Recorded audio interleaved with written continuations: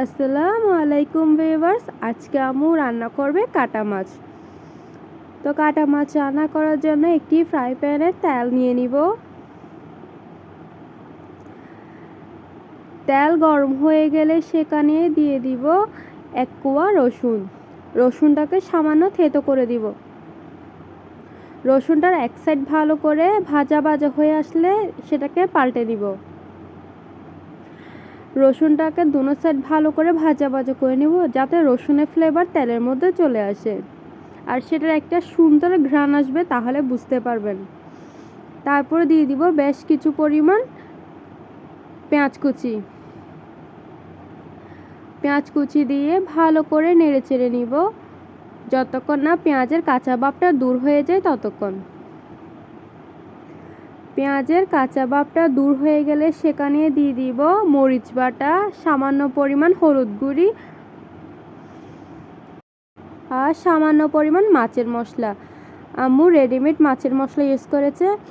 আপনারা যদি চান তাহলে এই জিনিসটা স্কিপ করতে পারেন, তবে থাকলে অবশ্যই অ্যাড করবেন, খেতে কিন্তু ভালোই লাগবে। তারপর মশলাগুলোকে ভালো করে নেড়ে চেড়ে পেঁয়াজ আর তেলের সাথে মিশিয়ে নিব। মশলাটা তেলের সাথে ভালো করে কষে গেলে সেখানে দিয়ে দিব সামান্য পরিমাণ বাটা মশলা দিয়ে আবারও ভালো করে নেড়ে চেড়ে তেলের সাথে ভালো করে কষিয়ে নিব। তারপর দিয়ে দিব কয়েকটা গোটা কাঁচামরিচ আর সামান্য পরিমাণ পানি দিয়ে ভালো করে নেড়ে চেড়ে নিব। আসলে আম্মু আজকে মাছটা অন্যরকমভাবে রান্না করছে। প্রতিদিন এভাবে রান্না করা হয় না, প্রতিদিন সাধারণ মরিচ আর হলুদ দিয়ে রান্না করা হয়।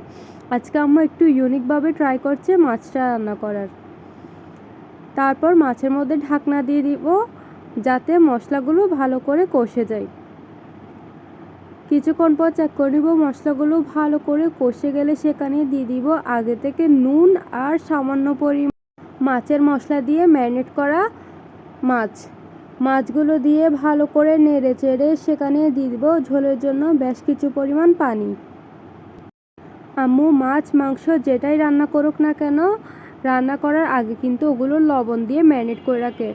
আর কিছু না হোক অন্ততপক্ষে লবণ দিয়েও ম্যারিনেট করে রাখে, যাতে মাছের ভিতর বা মাংসের ভিতর লবণগুলো ঢুকে যায়।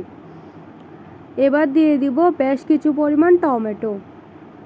এখানে হচ্ছে আম্মু 5টা টমেটো ব্যবহার করেছে, আপনারা চাইলে কমও ব্যবহার করতে পারেন। তারপর আম্মু ঢাকনা দিয়ে দিল যাতে মাছ এবং টমেটো সব কিছু ভালো করে রান্না হয়ে যায়। কিছুক্ষণ পর আম্মু চেক করে নিচ্ছে, দেখেন কিছু টমেটো গলে গেছে আর কিছু টমেটো আস্ত রয়ে গেছে আর মাছগুলো একদম প্রপারলি সিদ্ধ হয়ে গেছে। আম্মু তাও একটু সামান্য পরিমাণ নেড়ে চেড়ে দেখে নিচ্ছিল আর হচ্ছে লবণটা টেস্ট করে নিচ্ছে। লবণ পারফেক্ট আছে, তাই হচ্ছে আম্মু উপর দিয়ে ধনেপাতা ছিটিয়ে দিচ্ছে। এই তো শেষ আমাদের রান্না। আল্লাহ হাফেজ।